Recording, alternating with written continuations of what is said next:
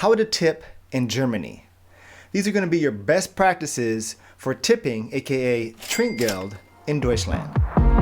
What's up everybody, I am Daniel, this is DTV, welcome back to the channel. For those that are new, I am a content creator living here in Germany. I've been living here for the last 8 years, and I focus my content on PCS prep for incoming military families, travel and local life as an American living here in Germany. So with that said, let's get into tipping. So who do you tip? I'm going to be talking primarily about the service, the customer service industry. So service workers in general, specifically talking about restaurants and delivery service. I'm talking about hairdressers, barbers, bartenders, hotel services, which is kind of optional, but we'll get into all that. So I would say the sweet spot for tipping in Germany is about 5 to 10%. And then anything that's like 15% or higher, I would say is super generous. I've actually had a lot of waiters in the past tell me no, that this is too much, and try to give my money back. So they see it as kind of a little disrespectful if you give them too much money. But we're going to go into exactly what is the most appropriate thing to do for each situation. So my experience with tipping, like I said, I've been living here for the last 8 years, so I've been to a lot of restaurants and tipped a lot. And learned the hard way, unfortunately. But I was also a bartender and a service delivery driver for a restaurant, a German restaurant, while living here, just to kind of practice my German a little bit as a side job.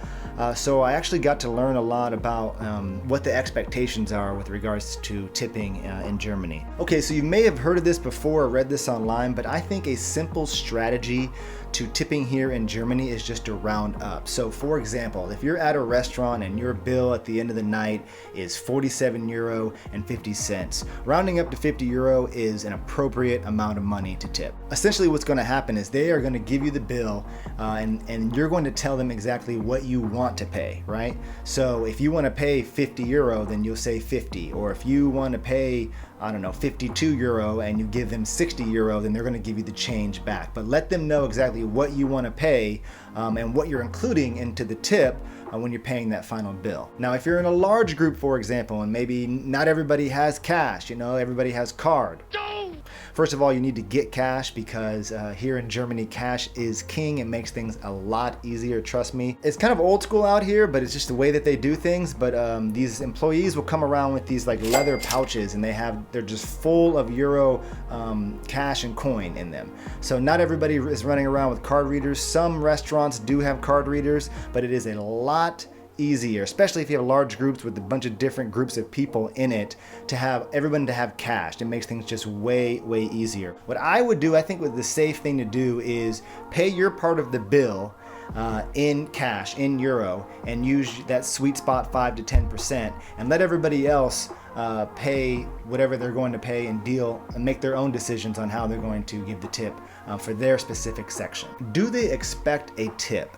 I would say, from my experience working here at a restaurant and being here for the last 8 years, they don't expect a tip. They certainly don't ask for a tip, but it is a common courtesy to give a tip. I mean, if you've ever worked in the service industry, you know how hard it is to give good customer service, and there's a lot of expectation from the customers on what they need from you, right?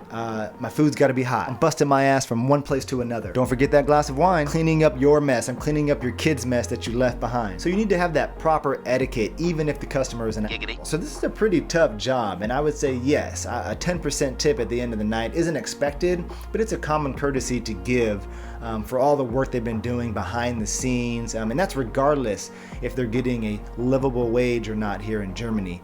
Some are and some are not, but either way, they're putting in an equal amount of customer service to you and to your party and to your family and friends. Okay, so I've been kind of focusing on restaurants, but let me hit some of the other common customer service areas where you would also provide a tip. And that would be hairdressers and barbers, right? So this is also about a 10% tip. I talked to my wife before this, and she's been going to this hairdresser for the last 8 years. She said she gives about a 10% tip. And so that is, again, not expected, but it's a courtesy tip to give to your hairdresser. Bartenders as well. Hotel service. Now, I would say that this is more or less optional. If you're at a fancy hotel, they may expect it, but at any normal hotel, what we do, and this is just something I do personally, is we give a maid service €1 or €2 for cleaning our room. If we've been there for a week, you know, we want the room to be clean, you know, 2 or more times, we'll give them €1 or €2 and just leave it on the table. That also goes for any concierge service that are like helping you with your bags, you know, carrying all of your luggage. If you got a bunch of luggage and you got kids with you and they're carrying it for you, then I think a common courtesy would give them €1 or €2 is it wouldn't hurt.